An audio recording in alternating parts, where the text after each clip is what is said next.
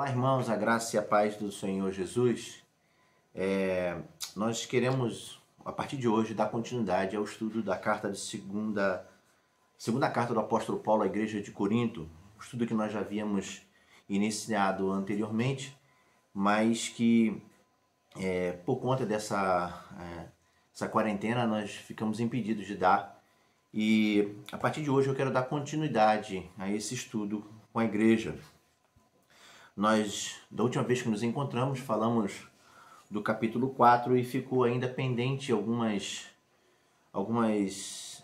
versos para a gente poder continuar. E eu queria fazer agora o encerramento desse capítulo 4 e já fazer uma introdução ao capítulo 5 da segunda carta do apóstolo Paulo à igreja de Corinto. E nós, da última vez que nos encontramos, nós estávamos lendo o texto do capítulo 4, do verso 7, a partir do verso 7. E eu quero ler esse verso com você. Após, nós estaremos orando e dando continuidade a esse estudo, ok?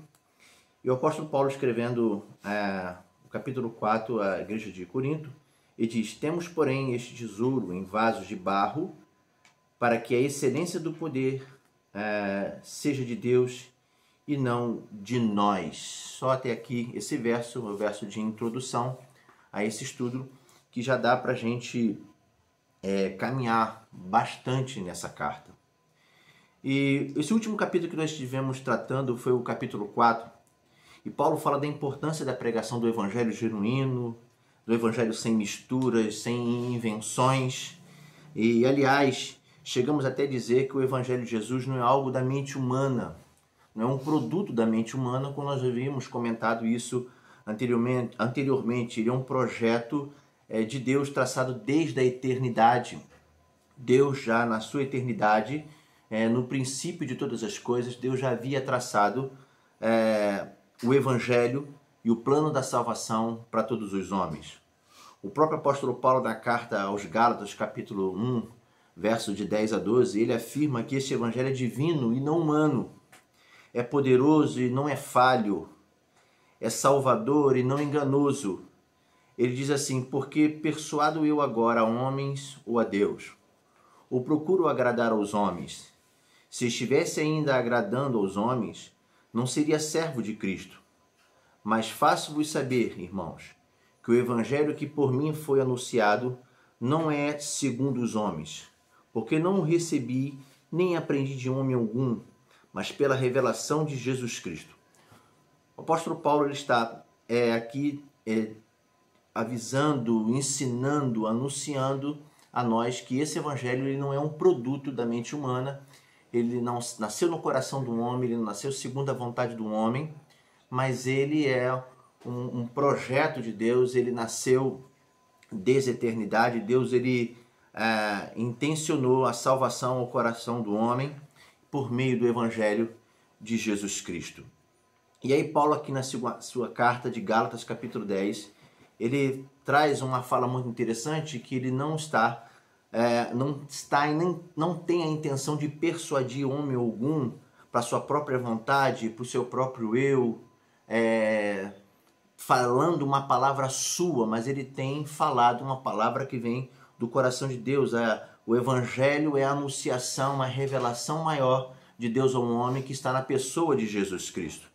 E por isso mesmo que ele no capítulo 11, verso 23 da primeira carta, que nós já estudamos anteriormente, da primeira carta de Paulo à igreja de Corinto, ele mesmo vai provar isso, dizendo que porque eu recebi do Senhor o que também vos entreguei, o que também vos ensinei, o que passei a vocês, o que eu ensinei, o que eu aprendi de Cristo, eu ensinei a vocês. O evangelho que eu recebi do Senhor, eu transmiti a você.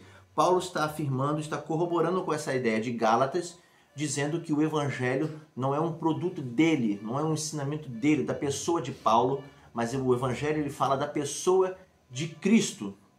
E aí Paulo ele encerra esse capítulo 4, fazendo esse fechamento. Como sempre nós falamos que Paulo ele usa de uma lógica, na sua sequência de falas, ele usa da razão para introduzir o evangelho na mente do homem, para que esse homem tenha a transformação e sinta o poder de Deus através desse evangelho. E aí ele começa dizendo que temos, porém, este tesouro em vaso de barro, para que a excelência do poder de Deus e não de nós. Ou seja, Paulo está dizendo que o evangelho ele não é dele. O evangelho é de Jesus Cristo. E ele vai fazendo um complemento de falas. Ele diz na carta aos Gálatas que ele não está aqui para persuadir homem algum, porque o evangelho não é dele, a palavra não é dele, a fala não é dele, a fala é do Senhor Jesus. E aí ele continua dizendo na primeira carta à igreja de Corinto que ele transmite exatamente aquilo que ele recebeu do Senhor. Não foi ele, foi do Senhor. E aí agora ele continua dizendo, e tem uma outra versão, a Bíblia King James, ela atualizada em português, ela fazendo uma comparação com esse texto da Corrigida Fiel, ele diz: procuro eu agora o louvor dos homens ou a aprovação de Deus. É a mesma fala de Gálatas, só que uma versão diferente. Paulo está dizendo que ele não procura com a sua fala persuadir homens, conquistar homens, convencer homens, induzir esses homens a um evangelho seu. Mas a ideia aqui de Paulo é trazer o evangelho genuíno, como nós falamos anteriormente, e a investir nesse evangelho nesses homens e convencê-lo do poder de Deus em suas vidas. É isso que Paulo está falando nessa carta com essas comparações de Bíblias diferentes, para que a gente possa entender um pouco melhor. E aí eu fico pensando que dentro disso que Paulo está tratando com essa igreja, nós vemos nos dias de hoje pessoas que trazem o evangelho para si, para promoção própria, para os holofotes voltados para si. Paulo não é a intenção dele é exatamente pregar o que Cristo tem a dizer ao homem pecador, que ele carece e ele necessita da graça de Deus. É essa a beleza do evangelho, é esse o poder do evangelho que o apóstolo Paulo está mostrando. Paulo está apontando para uma visão de reino de Deus, para a anunciação do evangelho que lhe foi feito, e é a mesma que ele tem toda a preocupação em transmitir aos homens, sem qualquer presunção de tomar para si a glória ou mesmo as honras do Senhor. A preocupação do apóstolo Paulo é deixar isso bem claro para essa igreja, que a glória pertence ao Senhor, o louvor pertence ao Senhor, a honra pertence ao Senhor, e que ele é um miserável que carece da graça de Deus, e que esse evangelho que ele recebe é exatamente o mesmo evangelho que ele transmite, que ele entrega aos homens, como ele disse na primeira carta, porque eu recebi do Senhor. Ele recebeu do Senhor, é claro que num contexto de Santa Ceia, mas o apóstolo Paulo ele aprende do Senhor. Então ele, porque eu recebi do Senhor o que também vos entreguei, o que também vos ensinei, que foi a palavra do evangelho, a libertação de todo aquele que nele crê. É essa a intenção do apóstolo Paulo. E é este mistério que nos foi revelado. Irmãos, percebem que em apenas um versículo a gente descobre tantas coisas. O que Paulo está transmitindo é o evangelho. Que evangelho é esse? É o mistério de Deus que lhe foi revelado aos homens.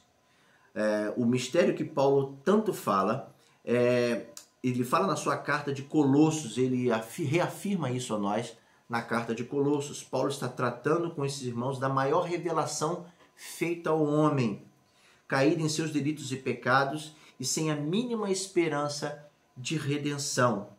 O mistério que nos foi oculto está na pessoa de Jesus Cristo e no plano da salvação. Esse é o maior mistério de todos os tempos, de todas as eras, de todas as épocas, que nos foi revelado na pessoa de Jesus Cristo. Paulo finaliza o capítulo 1, verso 26 e 27 da carta de Colossos, dizendo: o mistério que esteve oculto desde todos os séculos e em todas as gerações, e que agora foi manifesto aos seus santos, aos quais Deus quis fazer conhecer quais são as riquezas da glória deste mistério entre os gentios, que é Cristo em nós, a esperança da glória, a quem anunciamos, admoestando a todo homem e ensinando a todo homem em toda sabedoria, para que apresentemos todo o homem perfeito em Jesus Cristo. E é para isto também que trabalho, combatendo segundo a sua eficácia, que opera em mim poderosamente. o apóstolo Paulo está tratando esse verso de Colossos sem fugir da segunda carta de Paulo à igreja de Corinto, mas vendo com uma visão total. Paulo está tratando nessa carta de Colossos o mistério de Deus revelado a todos os homens, que Paulo mostra aqui que temos, porém, um tesouro em vaso de barro para a excelência do poder seja de Deus em nós. Essa excelência do poder de nós é o Evangelho. E é esse Evangelho que Paulo está tratando também na carta de Colossos, dizendo que é o grande mistério de Deus. A chave desse verso, desses versos que nós tratamos aqui, Colossos, da carta aos Colossenses, capítulo 1, verso 26 e verso 27, é exatamente o mistério. E ele usa essa palavra que é muito comum no primeiro século, pelo paganismo da época, com a definição do ensinamento de suas práticas ocultas que seriam passadas através de pagamento de taxas. As pessoas pagavam por conta desse ensino do ocultismo, do paganismo da época, e a gente, percorrendo o Novo Testamento, nós vamos ver que isso era muito comum no primeiro século. E principalmente nessa região em que as igrejas eram implantadas por conta da cultura atual da época, o paganismo era muito evidente e as pessoas elas pagavam por conta desse mistério que era oculto a essas pessoas. E Paulo ele pega essa palavra mistério e ele usa esse termo até com um tom de ironia para dizer que o maior mistério está na revelação do Filho de Deus, Jesus Cristo, o homem, anunciado pelo Evangelho da Salvação. E este Evangelho ele foi colocado não em secreto, mas em aberto. Paulo é o grande anunciador do Evangelho de Jesus Cristo.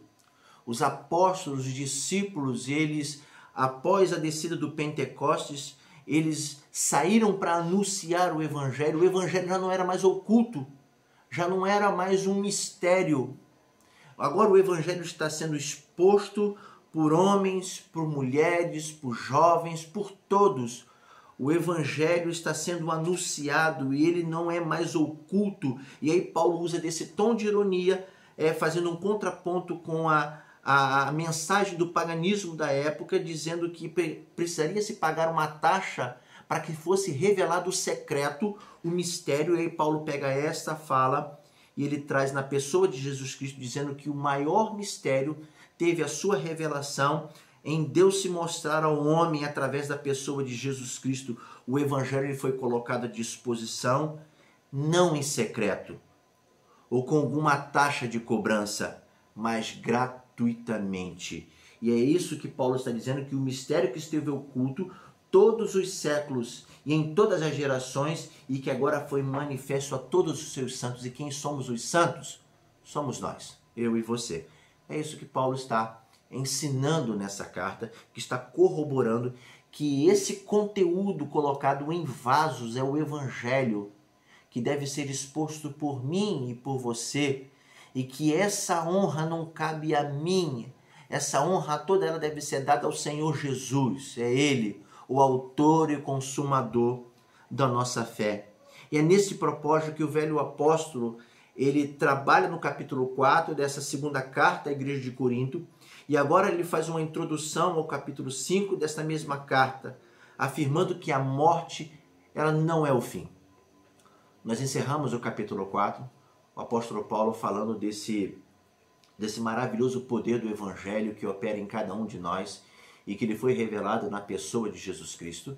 E o apóstolo Paulo ele faz toda essa introdução dizendo que nós não somos nada e que aquilo que temos e aquilo que somos ele vem do Senhor, e que a beleza do Evangelho colocada em nós, ela está na maior revelação de todos os tempos, na pessoa de Jesus Cristo. E agora ele inicia o capítulo 5, ele faz uma introdução desse capítulo, saindo desse capítulo 4, ele falando da anunciação do Evangelho, desse Evangelho original, do poder do Evangelho, da beleza do Evangelho. Ele sai desta anunciação e agora ele vai ao capítulo 5, exatamente com a visão de mostrar que esse Evangelho, ele nos conduz a uma vida eterna, uma vida de glória, com um corpo transformado, um corpo glorioso, um corpo completamente modificado pelo poder de Deus. E aí ele começa o capítulo 5 trazendo essa visão para nós agora. E agora ele faz uma introdução deste capítulo, desta mesma carta, afirmando que a morte ela não é o fim. Nós tivemos o privilégio de estudar na primeira carta do apóstolo Paulo à igreja de Corinto, alguns meses atrás, e principalmente no capítulo 15, quando nós falamos da volta do Senhor e da ressurreição dos mortos, de quando e como o Senhor haveria de buscar o seu povo, de tratar com esse povo que é lavado e remido pelo seu sangue. E aí o apóstolo Paulo, ele começa agora no capítulo 5, tratando exatamente do mesmo tema, da morte e da ressurreição. E no capítulo 15, a partir do verso 19, ele faz uma pequena introdução para tratar desse assunto. Ele mesmo já faz um apontamento em relação a este tema, dizendo: se esperamos em Cristo, nesta vida somos os mais miseráveis de todos os homens. Paulo ele começa a tratar da questão da morte e da ressurreição. A igreja necessitava ter o conhecimento disso, precisava entender exatamente isso. É como se os irmãos tivessem esquecido isso, e agora Paulo ele vem trazendo à tona, e na sua segunda carta ele vem reafirmando essa sua fala, com o propósito de deixar isso incultado no coração dos irmãos. O próprio Senhor Jesus, em João, Evangelho de João, capítulo 11, verso 24 e 25, já falava desse tema em conversa com Marta, irmã de Maria, e Lázaro, que diz que a morte, ele já vem dizendo que a morte não é o fim. Ela não é a linha final, ela não é a última palavra, ela não é a que tem autoridade máxima sobre a vida. E Jesus mesmo dizendo a Marta e Maria, ele diz: eu sou a ressurreição e a vida, quem crê em mim, ainda que esteja morto, viverá. E todo aquele que vive e crê em mim, nunca morrerá. Crês tu isto? É a afirmação de Paulo nesse capítulo, e a afirmação de Paulo nesse capítulo que nós estamos tratando, é que a morte ela não tem a última palavra, não tem autoridade final, mas sua fala está em que após esta vida teremos um corpo transformado pela glória futura, ao qual todos nós ansiosamente aguardamos. Todos nós, eu, você, toda a igreja aguarda ansiosamente a volta do Senhor Jesus. Aguardamos ansiosamente que o nosso corpo seja transformado, um corpo de glória, um corpo celestial, um corpo transformado, um corpo que glorificará o nome do Senhor em todo o tempo da nossa vida, em toda a nossa imortalidade. Ele inicia sua fala nesse capítulo fazendo comparações muito práticas e inteligíveis a cada um de nós. Ele fala da morte e da ressurreição, do corpo físico como tabernáculo temporário e do corpo espiritual, o futuro e o que nos aguarda como um edifício permanente. Isso traz a nós algumas verdades e que gostaríamos de compartilhar com os amados também. Em primeiro lugar, Paulo está tratando desse assunto da morte e da vida, e ele trata com uma convicção muito nítida, muito clara e incontestável na fala do apóstolo Paulo. Se a gente ler o texto, ele começa falando exatamente, tratando desse assunto e usando essas comparações dele de tabernáculo, de tenda, de edifício. Paulo vai começar tratando desses assuntos de uma forma muito interessante, muito objetiva e muito clara. Ele diz: sabemos, Paulo tem consciência, ele está ciente, e é aquilo que nós falamos anteriormente, ele está passando exatamente aquilo de que ele já tem convicção, de que ele aprendeu e que ele continua passando para a sua igreja. Diz: sabemos que se a nossa casa terrestre deste tabernáculo se desfizer, temos da parte de Deus um edifício, casa não feita por mãos, eternas nos céus. E por isso, neste tabernáculo, gememos, aspirando por sermos revestidos da nossa habitação celestial. Se todavia fomos encontrados vestidos e não nus, pois na verdade, o que estamos neste tabernáculo, gememos, angustiados, não porque queremos ser despidos, mas revestidos para que o mortal seja absorvido pela vida. Ele é muito claro, muito objetivo nesse início, e Paulo vai tratando exatamente desse assunto, e ele vem reapresentar esse assunto. Aliás, o apóstolo Paulo não é a primeira vez que ele trata disso.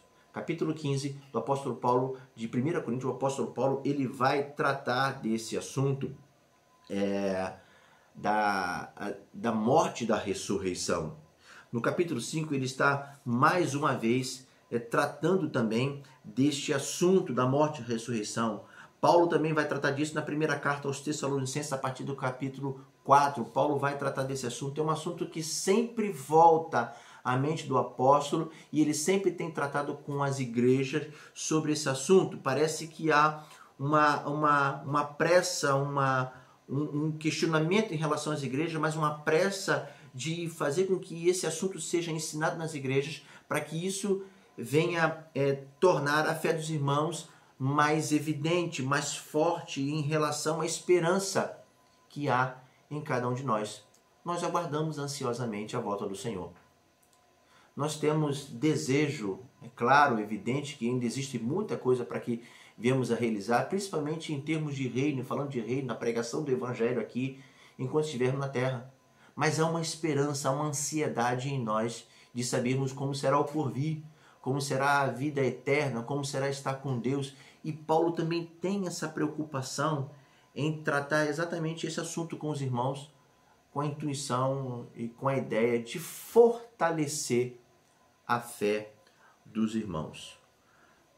Paulo, nesse exato momento, nesse primeiro verso, ele diz: sabemos que se a nossa casa terrestre deste tabernáculo se desfizer, temos da parte de Deus um edifício, algo permanente. Casa não feitas por mãos, eternas nos céus. Deus tem certamente preparado algo maravilhoso para o seu povo e tem nos reservado algo tremendo na eternidade. Paulo está usando essa figura de linguagem, irmãos, para retratar a morte e a ressurreição. Ele menciona a figura do tabernáculo, da tenda, algo que estava acostumado, porque essa era a profissão do apóstolo Paulo. Paulo usa muito desses artifícios de mencionar daquilo que ele estava habituado, de um raciocínio, de uma lógica, para fazer com que a igreja ela compreenda e entenda exatamente aquilo que está sendo tratado. Paulo tem um conhecimento do Velho Testamento e sabe exatamente que o tabernáculo era montado, era desmontado, e Paulo tem consciência disso, mas que era algo temporário. Era algo temporário. Algo que poderia ser perecível, certamente era perecível, que precisava de manutenção. Depois o apóstolo Paulo ele vai estar falando de um assunto que ele também tem conhecimento, que é da fabricação de tendas. Capítulo 18 de Atos dos Apóstolos, Paulo ele vai afirmar e reafirmar que essa era a sua profissão e que ele estava acostumado a fazer isso. Naturalmente que o apóstolo Paulo sabia que a tenda ela precisa de manutenção. A ação do tempo, a ação do vento, o sol, a chuva, todos esses fenômenos incidiam sobre a tenda e poderia causar rachaduras, fendas, poderiam rasgar, talvez teriam que trocar as hastes, as estacas das tendas por conta de um processo natural, do desgaste natural que isso acontecia. E Paulo tinha ciência disso, tinha consciência exatamente de tudo isso. E é por isso que ele traz essa visão aqui para o capítulo 5, logo de inicial, e ele vem dizendo, sabemos, porque ele tem conhecimento e ele sabe exatamente aquilo que ele está falando. Não só por conta do propósito que ele aprendeu da parte de Deus, mas também porque ele tinha isso como profissão. E ele usa essa figura de linguagem exatamente para fazer um comparativo entre a morte e a ressurreição. Entre o corpo físico e o corpo celestial. aquilo que ele tinha noção, aquilo que ele aprendeu da parte de Deus e que ele sabia exatamente. E aí Paulo ele usa essa figura de linguagem de acordo com aquilo que ele tem o conhecimento, e ele sabe exatamente que a tenda, o tabernáculo, era algo temporário. E ele usa isso para falar do corpo físico, transitório, que se debilita, que se enfraquece, que adoece e morre. Irmãos, nós estamos passando por um período na história da humanidade em que em muitos continentes, em muitos países estão sofrendo com esse problema atual que é do Covid-19. Nós, por exemplo, estamos em quarentena e nós estamos sofrendo com isso. Temos medo de sermos assim pegos por essa doença. E nós sabemos que a doença ela vem para todos. E esse corpo, o corpo que nós habitamos agora, que estamos agora, ele é frágil, ele adoece, ele é perecível. E Paulo usa essa figura da tenda sendo algo que se desgasta com o corpo que nós temos hoje, faz essa comparação, dizer que esse corpo que temos hoje ele é transitório, ele é temporário, ele se desgasta. Hoje nós não, com a idade que temos hoje, cada um de nós sabemos que nós nos cansamos muito mais rápido do que quando nós tínhamos 15, 16 anos, quando estávamos, digamos assim, na flor da idade, onde havia um vigor físico muito maior e muito melhor em nós. Hoje, muitos de nós já não temos 15 anos, 16, uns têm 20, 30, 40, 50 e por aí afora vai, e sabe que a mente da gente, ela trabalha de uma certa maneira pela experiência que temos, e nós queremos fazer algo, mas o nosso corpo já não suporta mais fazer tal coisa, como por exemplo um exercício, subir em árvore, que talvez fosse uma coisa muito prática e muito fácil para algumas pessoas, subir umas escadarias, correndo, de subir e descer correndo, talvez a mente da gente imagine, mas nós não consigamos mais fazer isso. Por quê? Porque o nosso corpo ele se desgasta com o tempo. Há um desgaste natural e Paulo sabe desse desgaste natural que acontece com a tenda e ele compara a nossa vida, compara o estado atual que nós estamos com a tenda. E menciona o edifício permanente para falar do corpo glorioso da ressurreição que é permanente e eterno, algo que Deus tem preparado para nós. É isso que Paulo está tratando, ele está fazendo essa comparação. Quando morremos, mudaremos do que é temporário para o que é permanente. É o que Paulo está falando. Da barraca para a casa, eterno nos céus. Nós sairemos desta tenda, desse tabernáculo que é provisório e estaremos com um corpo transformado, uma morada celestial transformada, um corpo glorificado, uma casa completamente modificada e permanente, algo preparado por Deus para cada um de nós. O apóstolo descreve o corpo ressurreto assim. 1 Coríntios capítulo 15, versos 53 ao 54. Porque é necessário que este corpo corruptível se revista de incorruptibilidade e que o corpo mortal se revista de imortalidade.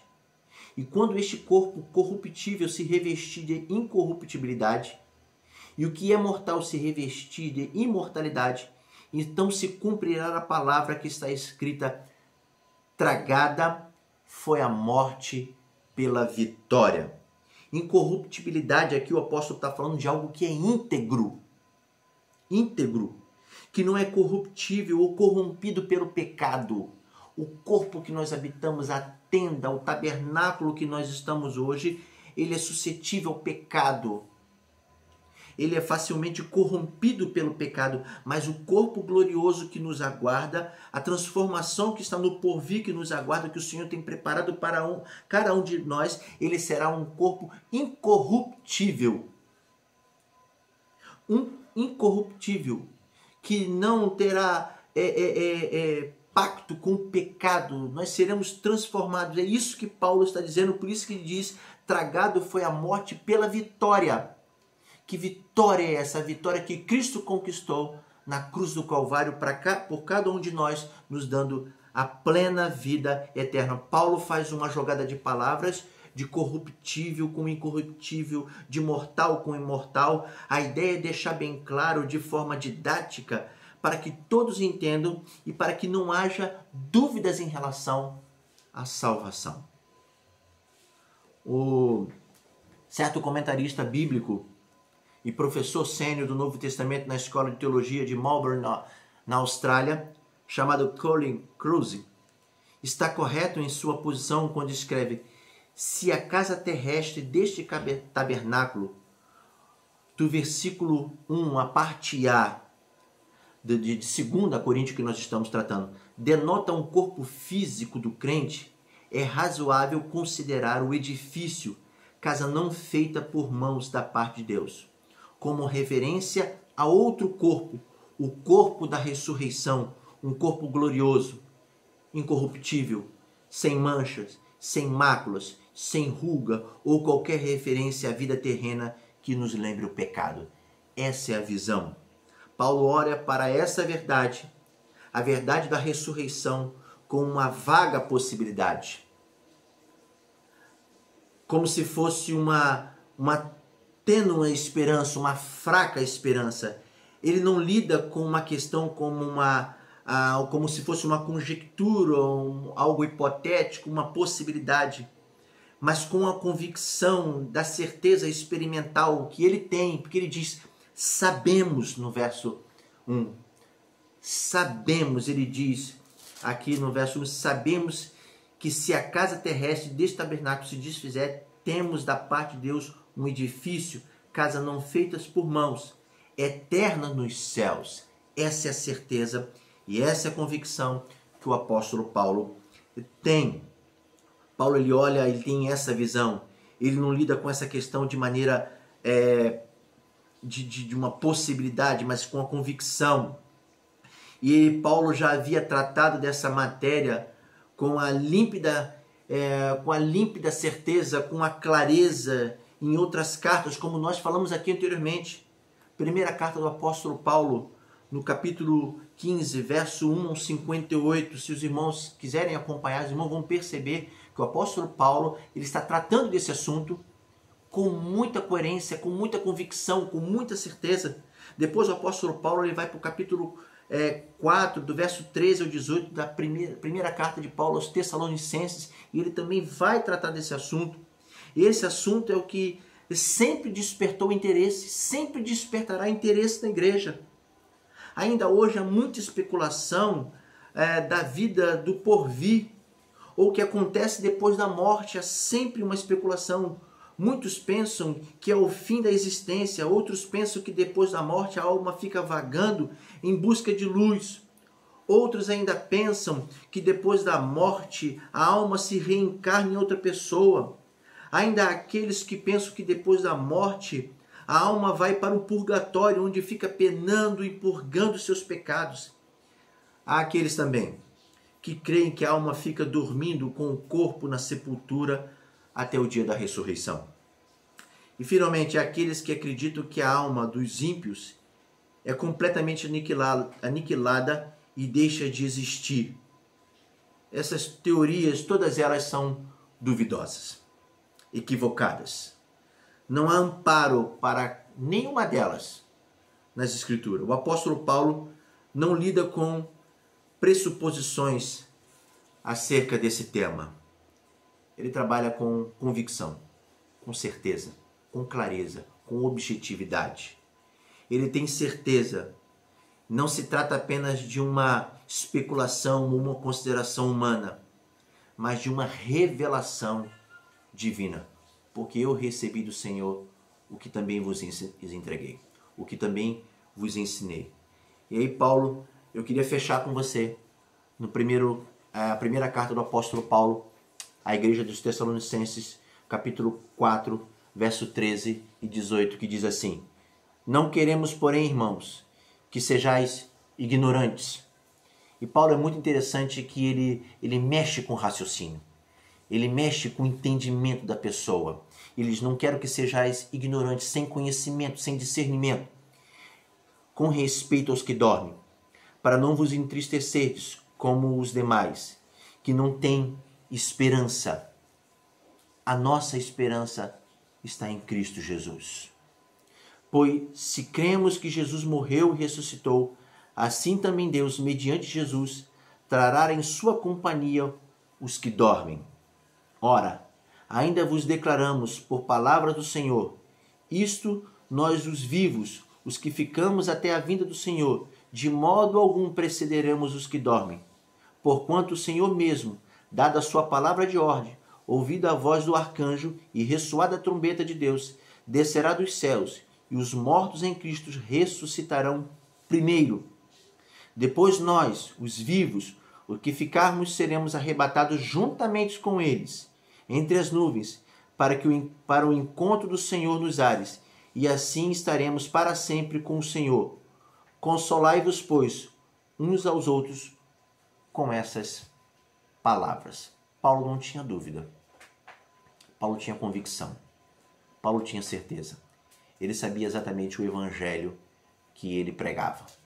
E o evangelho aqui é o poder de Deus. Segundo esse mesmo apóstolo, na carta à igreja de Roma, aos Romanos, capítulo 1, verso 16 e verso 17, o apóstolo Paulo ele diz assim, pois não me vergonho do evangelho, porque o poder de Deus para a salvação de todo aquele que nele crê, primeiro do judeu e também do grego, visto que a justiça de Deus se revela no evangelho, de fé em fé, como está escrito, o justo viverá pela fé. Irmãos, o apóstolo Paulo pregou o evangelho genuíno, o evangelho verdadeiro. E é este mesmo evangelho que eu e você precisamos continuar pregando. Um evangelho sem mistura, um evangelho sem muito alarde, um evangelho não preocupado com o retorno dos holofotes, mas um evangelho preocupado com anunciar a salvação em Cristo Jesus a todos os homens. Que Deus possa nos abençoar e que a graça e a paz do nosso Senhor e Salvador Jesus Cristo seja com todo o povo de Deus espalhado sobre a terra, hoje e para todo sempre. Amém. Deus te abençoe, querido.